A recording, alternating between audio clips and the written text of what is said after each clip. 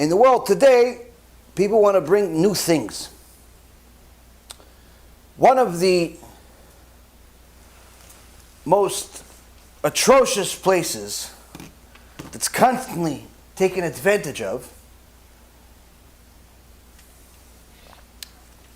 is in the world of conversion. A few years ago, a couple of people came out and they called themselves rabbis,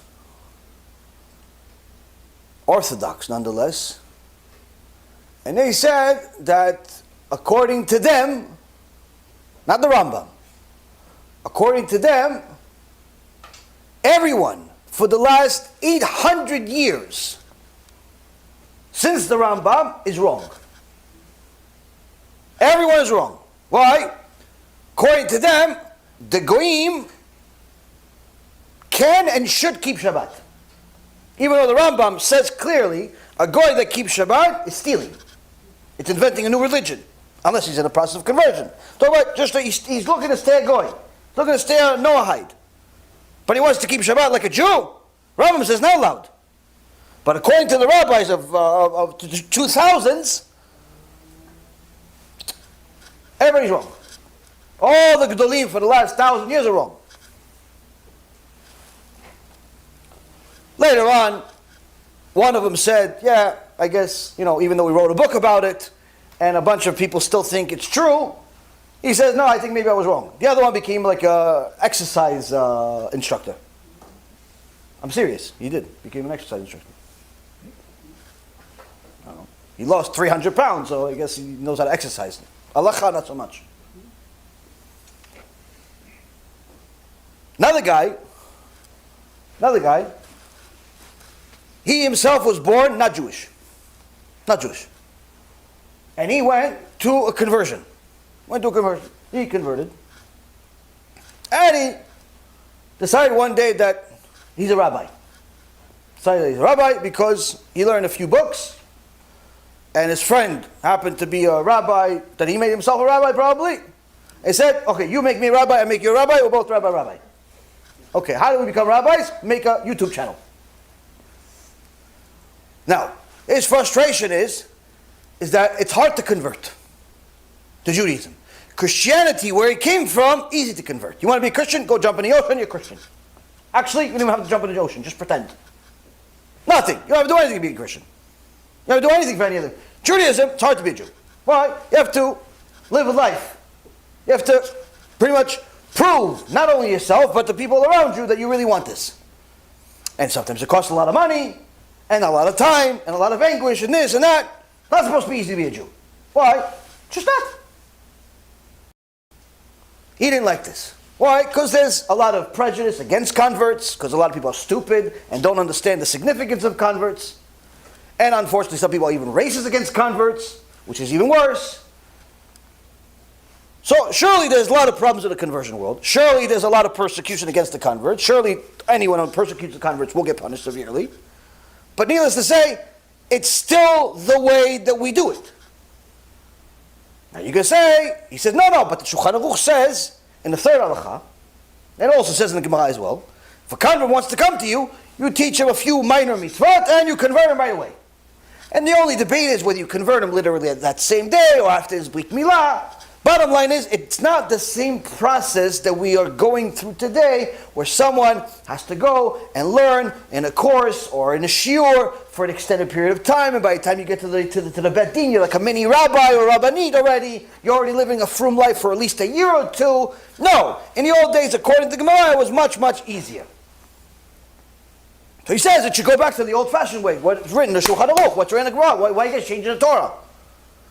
Why should I go and wait for Rabbi Reuven one day to wake up and say on the right side of the bed, he says, no, today's your day of conversion. Why do I have to wait for Rabbi Reuven? Why do I have to wait for the Bedin? I'm going to convert right away. Why? Because Shulchan Aruch says right away. Yeah, but Habibi, that Shulchan Aruch was applicable, and that way was applicable to the rabbis of the generation. Now the rabbis that came after saw that there's a lot of problems with doing it this way. Why? A lot of fake converts. A lot of people say, listen, I want to convert. Why do you want to convert? Because I want to be a Jew. No, really. Why do you want to convert? Well, because the guy that I'm going to marry, he happens to have $100 million, so I want to be a Jew because of that. What about Shabbat? Yeah, that's good too. What do you do with Shabbat? When do you eat it? No, Shabbat is a day of the week. It's a day of the week. What do you mean? Sunday, Monday, Tuesday, Wednesday, Thursday, Friday, Saturday. What do you mean? What is that, like a Tuesday? No, you have to keep Shabbat. Where do you keep it, in a cage? No, Shabbat today, it's Saturday, you fool. Oh, okay, yeah, we'll keep that. Where do we put it?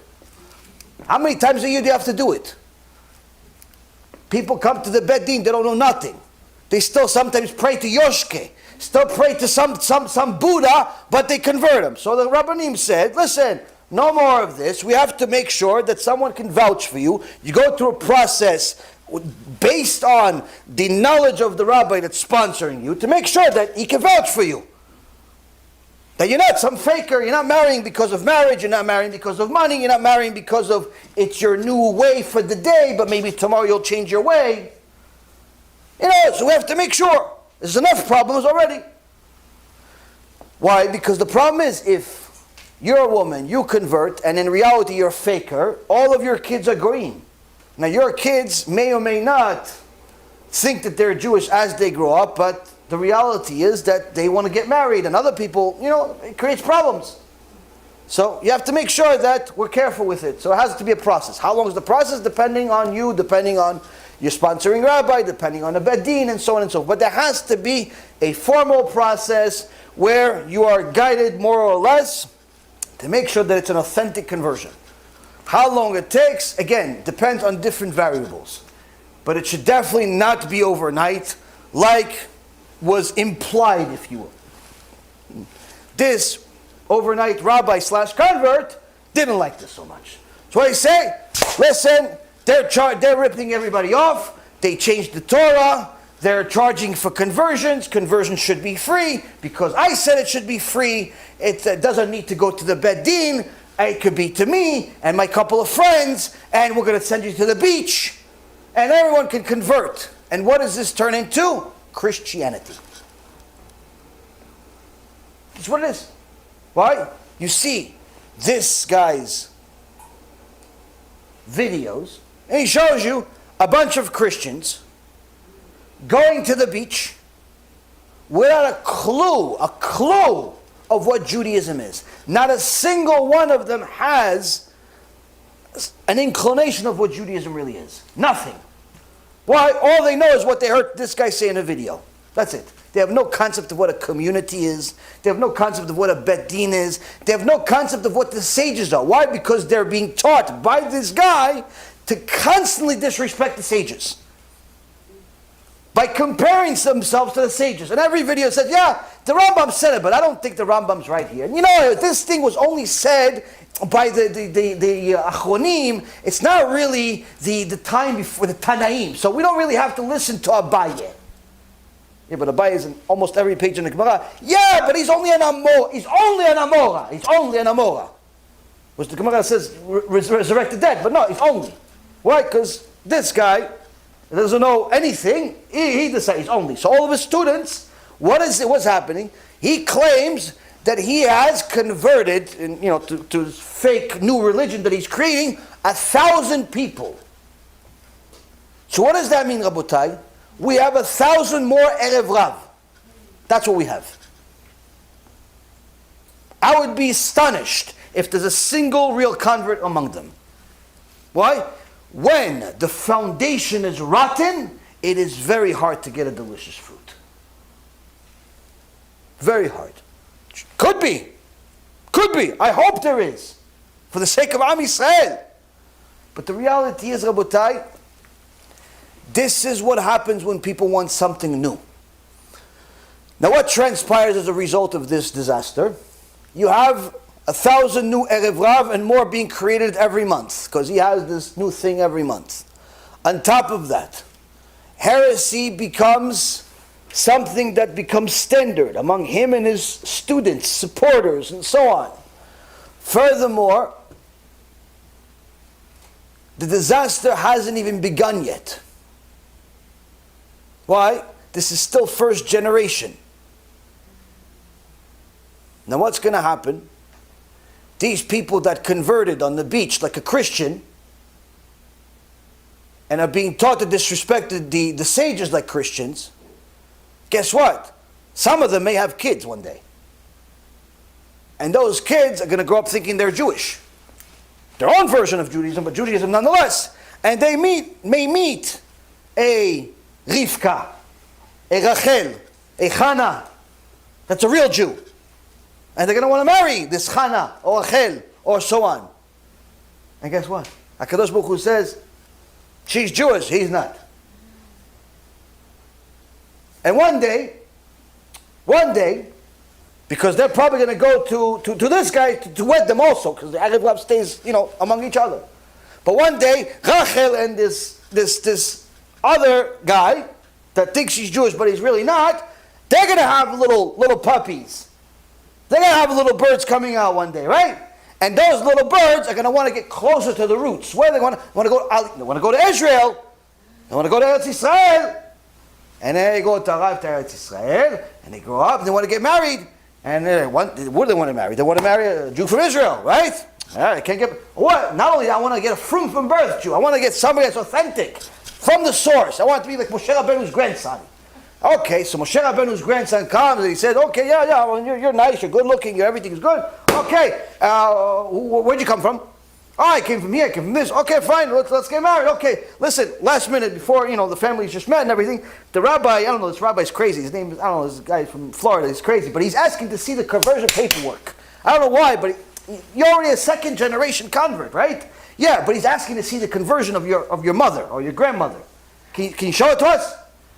Yeah, sure, we'll get it. Okay, we'll get back to you. Oh, email, in those days, probably your future is going to be like, scanning with your eyes or something. Anyway, show the paperwork. And the rabbi's going to open it. Okay.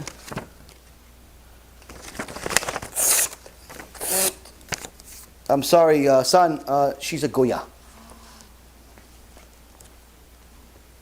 You can't marry her. I'm sorry, my dear, he's a goy. You're not allowed to marry him. What do you mean they're converted? This is not a valid conversion.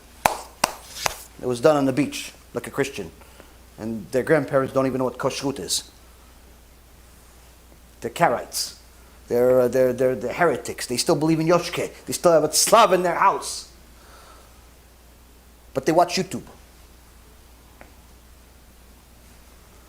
And you know what's going to happen? Those two poor kids that have nothing to do with the original heresy are going to suffer the most. Why? Because he already, by the time he decided I want to marry her, he thought she was Jewish. She, by the time she wanted to marry him, everybody thought she was Jewish. So more or less, they already were planning the future together. To find out now that no, one of them is not Jewish. And now, of course, the families are not going to accept it. One of the families says, no, listen. No, you're not going to marry this. You're not going to marry that one. You're going to this. And guess what? Everybody's going to hate each other. And those kids are going to hate those parents for the rest of their lives. Why did you do this to me? Why did you convert on some beach by some faker and not go according to the sages of the day that said, go to a recognized Bet Din that has real Dayanim, real Chachamim, with a real process that follows what the opinion of the day is, and not the opinion of YouTube. Why did you do it? Why? Because you wanted to save a few $1,000s? Because you wanted to save a few months? Who said you were ready in a few months? Maybe you needed to go through a few years. And maybe you would have decided not to be a Jew. Maybe you'd have decided that you want to be a Jew, but even a better version of it. Who's to say that you had to expedite the process? Who's to say that you had to cheat? The sages of the day said that's the process. Whether you agree or disagree with it doesn't matter. If you want to be a Jew, you have to stick to the system at place. Agree or disagree is irrelevant. It's irrelevant. Can it be done better? Surely we're all Monday morning quarterbacks and we can say this could be better, that could be better, this could be better, that could be better. All of us could do it. Every system can improve. But this is what we have. This is what we stick to. Why? Chadash asur min Torah. New is forbidden by the Torah. It's forbidden by Torah. And you say, yeah, but isn't the current system technically new to the Shulchan Aruch? Yes, but this is an approved new. Why is it an approved new? Because this new is not new out of some new person's innovation. This is the sages of the day realize the dangers of the day for the flock that's called Am Yisrael, and are trying to preserve it by putting these protective measures. So we don't have a bunch of goyim that pretend like they're Jews, and a bunch of Jews that don't know the difference between them and the goyim. This is what we have a system for. You can't just decide, I'm going to go against the system, and I'm going to create a new system, because that destroys everything. In the conversion world, Rabotai Karim, it's happening because of fakers on both sides. Sometimes it's a fake rabbi. Sometimes it's a fake student. Sometimes the student cares less about Judaism, but he cares about what people think. So he says to his non-Jewish girlfriend, listen, pretend to the rabbi that you're going to keep everything. Every time we show up at the Beit Din, you wear the longest dress you can possibly find. And just pass the test so it can make my parents happy. Pass the test so we could get everything then. Say, as soon as you're married, we're going to go to Cancun. We're going to go to the beach. We're going to go hang out. Yeah, what if the rabbi finds out? Don't worry, I took care of the rabbi. Gave him a nice check. He's not going to say nothing. I gave him a nice $10,000, $20,000, $30,000. With that kind of money, the rabbi all of a sudden forgot how to speak. And what do you think? It's not happening? Countless stories we have of this. Of people paying off some faker in Russia, in California, in different places around the world. Somebody writes them a check for 10, 20, 30, 50, even in some case $100,000. The second after conversion, they're already eating pork. Meaning no interest whatsoever in Judaism. But they're willing to get this certificate so it can make the grandmother happy, or the neighbors happy, or somebody, to look good. Unfortunately, sometimes it's a student. Sometimes it's the rabbi.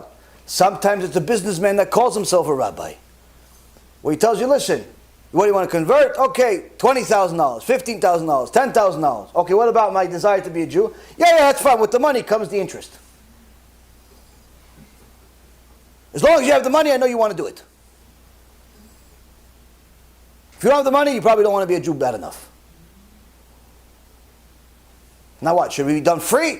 No, it can't be done free. Why? People have to make a living. People have to eat. Just like your lawyer needs to eat, your doctor needs to eat, your grocery store needs to, everybody needs to eat. But, so it can't be free, but it can't be an exorbitant amount of money. It needs to be within reason. The point being is, money is not a motivator to convert people or not convert people, to convert or not to convert. But needless to say, people need to understand that there has to be dues paid. Not just money. Time, effort, sacrifice. All of that has to take place in order for HaKadosh Baruch Hu to accept you. Now you can say, what do you mean? It's not Hashem that's doing it, it's you. Oh, so you're kofel too. You don't think that Hashem is the one that's delaying your conversion? You think it's the rabbi that's delaying it? Oh, so you're a heretic also. You definitely shouldn't convert. B'Shem Hashem Na'aseh V'Natzliach, we're very excited to offer you the new Bezrat Hashem app 3.0. It's a newer, faster app, full of Torah, lots of Kedusha, by the Shiurim that we do, myself, Rav Ephraim, Rav Chaim, where you'll have also newer features where you're able to use the app while you're using other applications on your phone. You'll be able to share the lectures directly from the app. You'll be able to donate online and support our Cube and our Torah work that we're doing. And the most exciting feature is that you'll be able to actually ask questions directly on the app and get answers from the rabbis directly from the app. This is something unprecedented, and Baruch Hashem will be able to offer it. Thank you again for all of your support. Check it out. Make sure you have the kosher Torah that will re-energize your neshama each and every single day. Kol tu b'chava tzlacha.